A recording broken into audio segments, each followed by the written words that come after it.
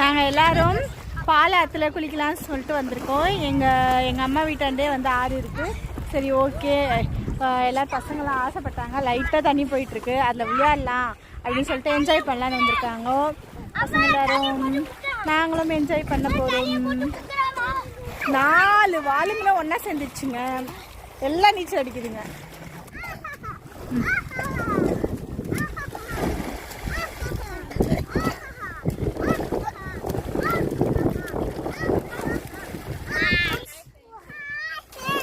நீங்களும் வாங்க.